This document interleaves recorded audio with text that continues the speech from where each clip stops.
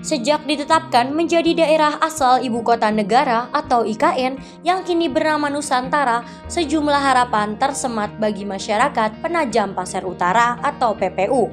Kabupaten yang merupakan pemekaran dari kota Balikpapan ini berharap penempatan IKN di wilayah PPU akan berdampak cukup signifikan bagi kemajuan daerahnya. Setidaknya, masyarakat PPU berharap mereka tak hanya jadi penonton di tengah pembangunan IKN yang begitu masif di daerahnya. Tribuners, saat ini saya tengah berada di depan kantor pemerintahan Kabupaten Penajam Pasir Utara.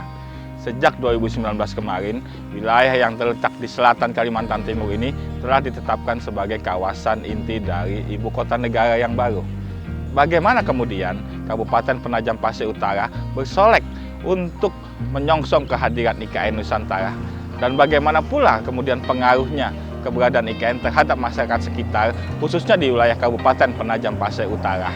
Bagaimana pula kemudian proses pembangunan IKN ini dikawal oleh Kabupaten Penajam Pasir Utara. Kita akan menyimaknya dalam liputan khusus edisi kali ini.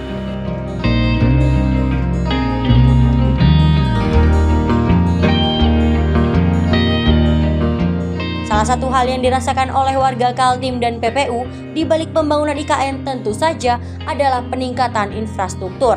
Peningkatan infrastruktur ini diperlukan untuk menunjang proses pembangunan IKN yang saat ini tengah berjalan. Jalan logistik mutlak diperlukan dalam mega proyek pembangunan Ibu Kota Nusantara atau IKN Nusantara di Kalimantan Timur. Hal inilah yang melatari pemerintah Kabupaten Penajam Pasir Utara membantu pembangunan jalan untuk memudahkan pengangkutan material bangunan ke lokasi ibu kota negara di Kecamatan Sepaku. Kepala Dinas PUPR PPU Riviana Nur menjelaskan pihaknya telah identifikasi sejumlah akses jalan yang bisa digunakan guna pengangkut logistik pembangunan IKN Nusantara. Ia mengungkapkan ada 11 akses jalan yang bisa digunakan untuk mobilisasi logistik. Namun, khusus untuk Kecamatan Sepaku lanjutnya, terdapat 4 akses yang dapat dimanfaatkan sebagai jalan pengangkut logistik, seperti Wonosari, Argomulyo, Semoy, dan Mentawir karena menghubungkan menuju Pelabuhan Mentawir. Sementara untuk akses yang tersebar di 3 kecamatan yakni Penajam, Babulu, dan Sepaku sudah diajukan ke Kementerian PUPR untuk ditingkatkan. Ia berharap agar usulan peningkatan jalan tersebut dapat diakomodir oleh Kementerian PUPR RI melalui Balai Besar Pelaksanaan Jalan Nasional Kalimantan Timur. Tribuners, sejak 2019, Kabupaten Penajam Pasir Utara ditetapkan menjadi wilayah inti dari IKN Nusantara. Lantas, bagaimana sebenarnya kesiapan Kabupaten Penajam Pasir Utara menyongsong adanya IKN Nusantara ini? Saat ini kita sudah bergabung bersama Sekretaris Daerah Penajam Pasir Utara, Bapak Tohar. Pak, Assalamualaikum warahmatullahi wabarakatuh, Pak. Waalaikumsalam warahmatullahi wabarakatuh. Alhamdulillah sehat. Sebagai sekda di wilayah IKN itu ya, yang beliau ini, Pak. Iya. Pak, mungkin pertanyaan saya pertama adalah bagaimana sih kesiapan Penajam Pasir Utara ketika IKN ini diumumkan berada di sini gitu? Baik, terima kasih. Assalamualaikum warahmatullahi wabarakatuh. Selamat pagi, salam sejahtera untuk kita semua. Mohon izin Pak Bupati, saya ingin sedikit barangkali berbagi pengetahuan kaitannya dengan IKN hadir di Kalimantan Timur, tepatnya ada di sebagian wilayah Kabupaten Penajam Pasir Utara. Yang pertama ingin saya kilas balik dulu terkait dengan IKN Nusantara hadir di sebagian wilayah Kabupaten Penajam Pasir Utara. Bagi sebagian kami di jajaran pemerintah Kabupaten Penajam Pasir Utara dan barangkali di sebagian masyarakat kami, IKN hadir di PPU ini tidak ujug-ujug dan tidak sekonyong-konyong gitu kan. Jadi kami tahu persis kaitannya dengan mimpi pada saat itu yang kita ungkap beberapa tahun yang lalu.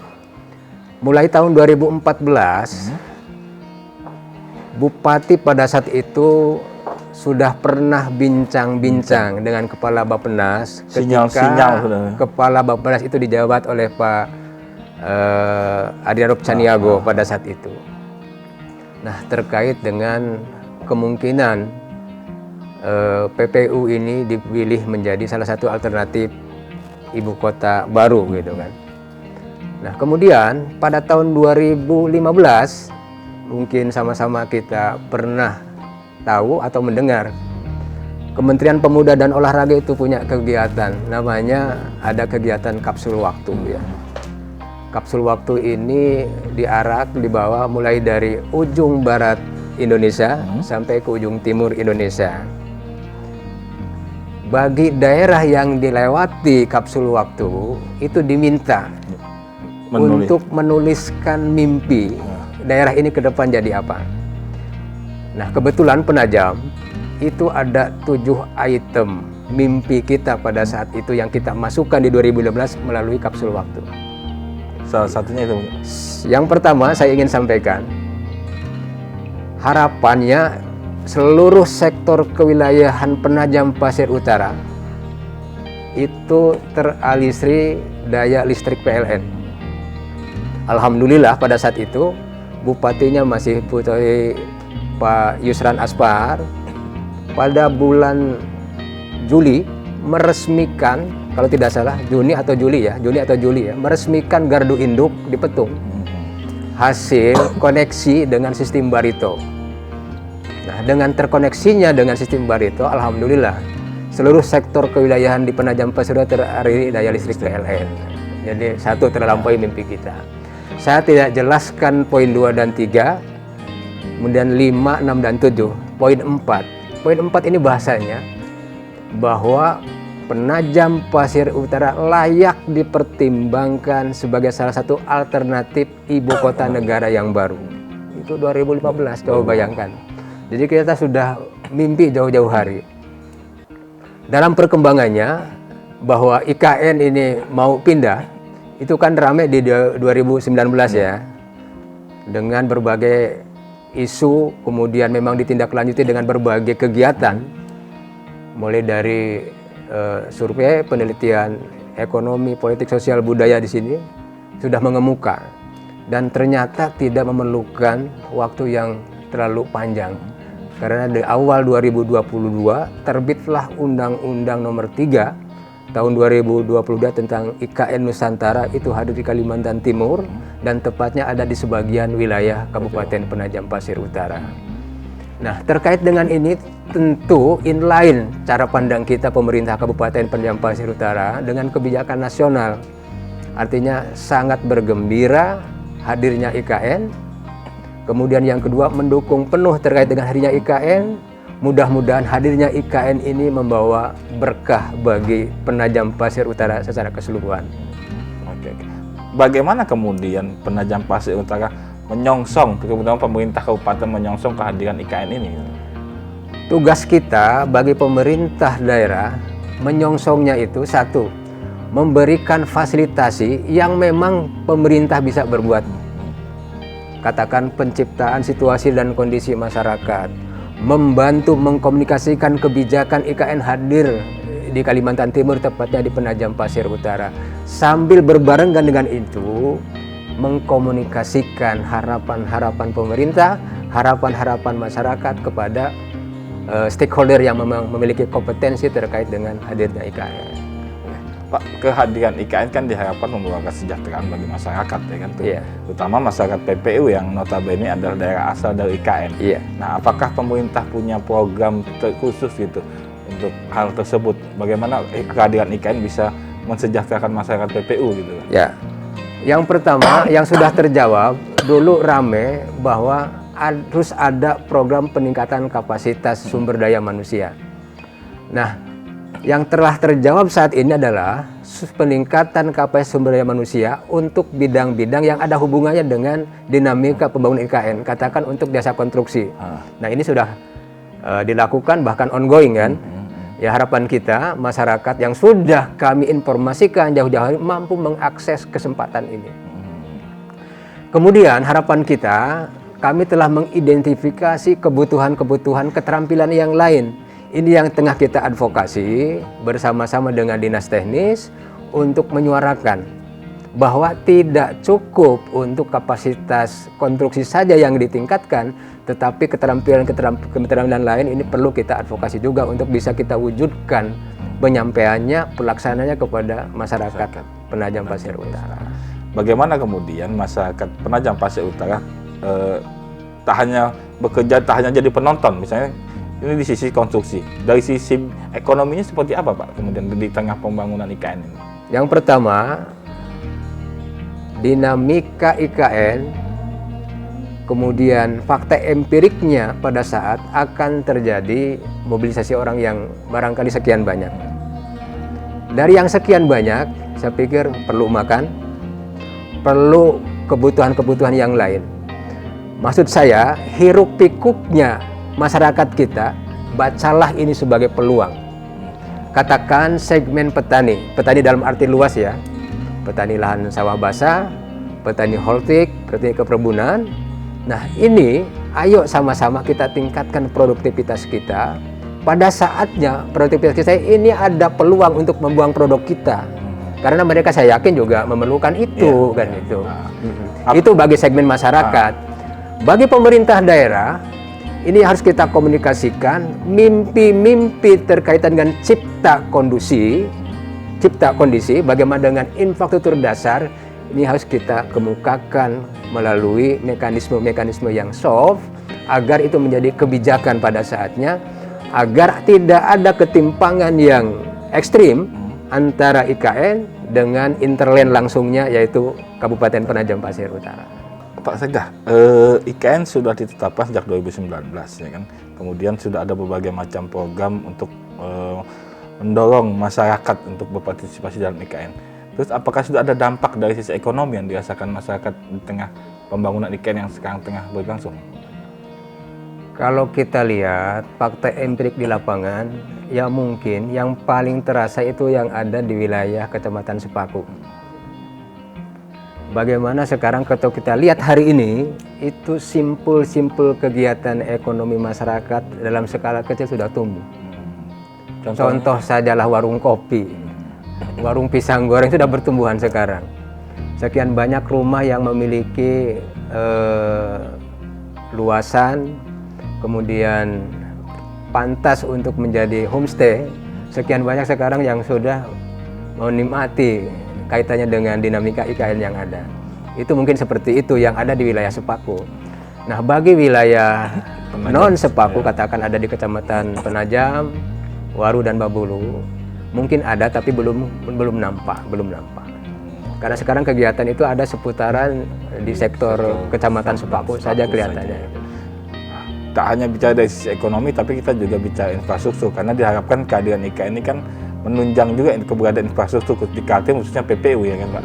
Nah, bagaimana, apakah ada perubahan dari sisi infrastruktur di Kabupaten PPU sendiri gitu Pak, ketika proses mau IKN ini berjalan? Ya, lagi-lagi terkait dengan apakah ada dampak positif terkait dengan ketersediaan infrastruktur dasar, katakan jalan, nyata. Untuk wilayah Sepaku sekarang ada tambah lebar kan, ada pelebaran itu nyata. Kemudian sekarang yang kita sering keluhkan dari arah Pemaluan sampai dengan Petung, nah sekarang kita mampu menempuh perjalanan 1 jam kurang lebih 10 menit lah sampai ke titik nol. Artinya itu pun juga sekarang ada penanganan. Kemudian kita tahu bahwa yang di luar delineasi IKN, katakan wilayah Riko ke arah Pulau Balang, itu pun juga ada sentuhan, itu kan. Kemudian ke arah Pulau Balang lagi, ini sedang ada dalam perencanaan, bahkan mungkin prosesnya lagi ongoing. Nanti itu ada di bentang pendek, itu ada bentang pendek kembar. Nah, itu artinya pasti ada. Logika saya, tanpa harus kita tuh memprovokasi harus ini harus itu, saya pikir cara pandang pusat itu sama dengan daerah juga sebetulnya. Ini IKN tidak mungkin akan dibiarkan begitu. Ini cara pandang saya kira-kira seperti itu. Nah, sekarang tinggal seperti apa mengkomunikasikannya itu oleh pemerintah daerah. Maka kita pun sudah menyampaikan sebetulnya harapan-harapan kita. Apa harapan yang disampaikan ke pemerintah pusat itu Pak? Seperti ini, kami tidak mengharapkan IKN itu filosofinya seperti mercusuar. Karena mercusuar itu menerangi yang jauh kan. Iya. Tapi harapan kami, filosofi IKN itu ada satelit yang menerangi kanan, kiri, depan, belakangnya. Nah, tinggal kapasitas kita dan kompetensi pemerintah daerah kaitannya dengan infrastruktur dasar, mana yang belum tereksekusi dari mimpi kita sampai dengan saat ini, inilah yang harapan kita komunikasikan. Oke. Nah, tak hanya bicara infrastruktur, kita juga bicara soal proses pembangunan di IKN yang tengah berjalan gitu kan. Penajam juga menjadi salah satu pintu gerbang utama masuknya barang-barang untuk kebutuhan pembangunan IKN gitu kan. Bagaimana kemudian Penajam Pasir Utara menyiapkan hal itu, Pak? Kami punya fasilitas aset daerah berupa pelabuhan dari aspek sisi darat. Harapan kita ini bisa dioptimalkan fasilitas ini ke depan dalam rangka menunjang tadi. Ada logistik, ada material ke depan. Nah, kemudian kami pun juga sudah mengindikasikan barangkali pelabuhan kita ini masih terlalu jauh. Perlu dibuat jalan pendekat. Maka kita pun juga menyampaikan, ini pelabuhan, tolong sentuh jalan pendekatnya. Pelabuhan yang mana yang Pelabuhan kita, Pelabuhan Penajam Pasir Utara. Nah, itu kalau kita luruskan dari pelabuhan itu, maka akan tembus di Jalan Silkar kilometer 10. Nah, langsung ke sana. Selain pelabuhan, apalagi yang disiapkan, misalnya jalur darat yang disiapkan oleh pemerintah Kabupaten PPU untuk menunjang distribusi? Ya, yang ada dan dimiliki tidak terlalu banyak di luar itu, gitu ya. Tetapi kami memberikan guidance. Oh, seperti ini. Katakan sekarang jalan lintas wilayah Riko oleh Pulau Balang itu kan menjadi efektif sekarang ditangani pusat.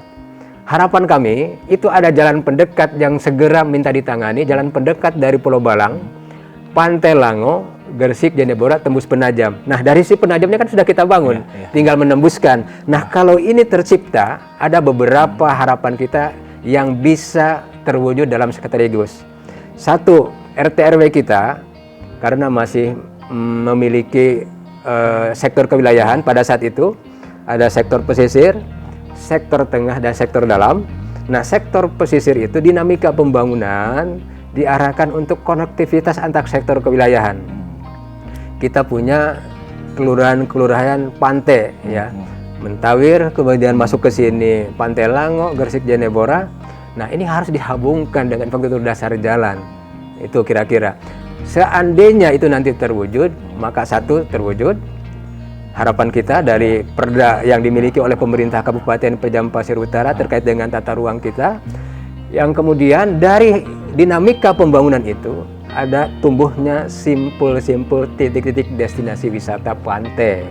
Itu harapan kita seperti itu. Artinya multiplier efek sebenarnya. Iya, itu harapan kita seperti itu. Pak, terakhir mungkin ada kabar beberapa proyek monumental akan dibangun oleh pemerintah pusat di kawasan IKN. Salah satunya adalah tol bawah laut, ya kan. Nah, bagaimana kemudian sikap Pemkab Penajam Pasir Utara ini? Yang pertama pasti support kita, support. Tapi jangan kesampingkan yang di Penajam sini, ya. Tol bawah laut kita tidak tahu yang mana ini. Apa sudah ada info di mana titiknya, Pak? Belum. Bagi kami betul belum. Mungkin sudah terencanakan.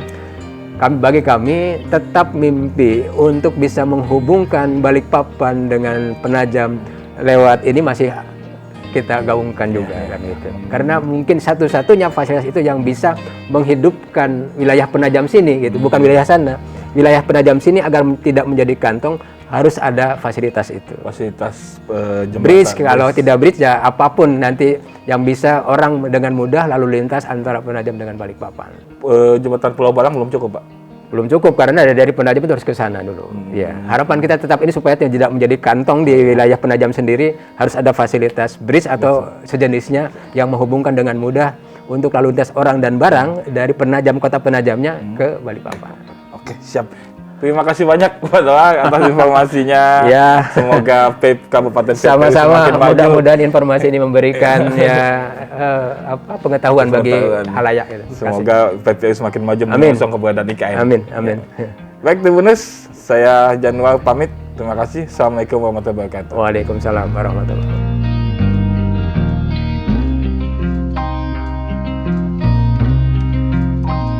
Selain jalur darat, proses mobilisasi kebutuhan pembangunan IKN juga lewat jalur laut. Salah satu lokasi yang disiapkan oleh pemerintah Kabupaten PPU adalah Pelabuhan Buluminung. Pemerintah Kabupaten Penajam Pasir Utara berharap Pelabuhan Buluminung dapat menjadi salah satu lokasi bongkar muat untuk logistik pembangunan Ibu Kota Negara atau IKN Nusantara. Kepala Dinas Perhubungan PPU Ahmad mengemukakan Pelabuhan Buluminung siap apabila menjadi salah satu pelabuhan bongkar muat logistik IKN. Akses jalan menuju pelabuhan sudah bagus dan juga luasan pelabuhan yang mencapai 19 hektar mampu mendukung aktivitas bongkar muat tersebut. Selain itu, Dishub PPU juga akan menyiapkan sejumlah personil yang akan bersiaga di pelabuhan. Diketahui, Pelabuhan Buluminung telah dikelola oleh pemerintah daerah, dalam hal ini Dishub PPU sejak Februari 2022 lalu setelah sebelumnya dikelola oleh Perumda Benua Taka. Jika menjadi salah satu pelabuhan bongkar muat logistik IKN, maka pendapatan asli daerah PPU yang dihasilkan dari retribusi pelabuhan diharapkan bisa mengalami peningkatan.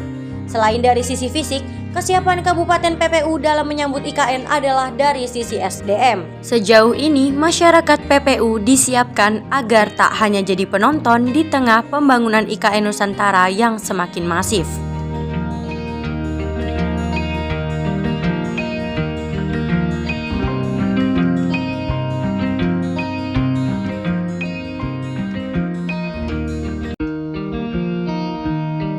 Tribuners, tujuan awal pemindahan ibu kota adalah pemerataan kesejahteraan bagi seluruh rakyat Indonesia.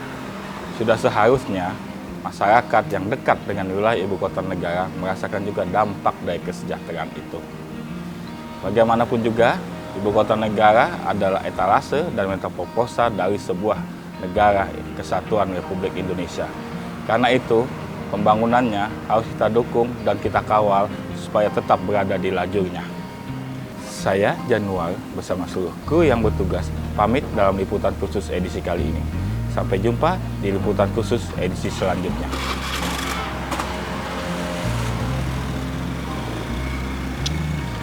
Salam Ibu Kota Negara.